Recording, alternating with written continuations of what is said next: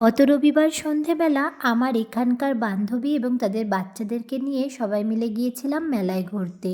প্রত্যেক বছর শীতকালে এই মেলাটা অনেক বড় করে এই গ্রাউন্ডে বসে। এই মেলার নাম লোসারের মেলা। লোসার মূলত বুদ্ধিস্টের একটা ফেস্টিভ্যাল যতদূর আমি জানি। প্রায় 1.5 মাস ব্যাপী এই বড় মেলাটা চলতে থাকে। এখানকার লোকেদের মূল আকর্ষণ এই মেলাটা। এই মেলায় যারা ঘুরতে আসে তারা মূলত সবাই ভুটানিস। তবে এই মেলাটা আমার কাছে অন্যরকম কিছু লাগেনি। আগের বছরও আমি ঘুরতে এসেছিলাম, দোকানপাট প্রায় সব কিছুই চেনা জানা মতন। আমাদের কলকাতার মতোই জিলিপির দোকান, আচারের দোকান, কসমেটিক্স, খেলার দোকান, অনেক অনেক রাইডস। তবে আমার কাছে এই মেলাটা একটু কস্টলি লেগেছে। এই মেলায় ঢোকার পথে প্রবেশপথে রয়েছে 10 টাকা করে এন্ট্রি ফিস। আর প্রবেশপথে অনেক সুন্দর করে সাজানো কার্পেটও বেছানো রয়েছে। এই মেলাটা মূলত সেজে উঠেছে ভুটানিদের জন্যই।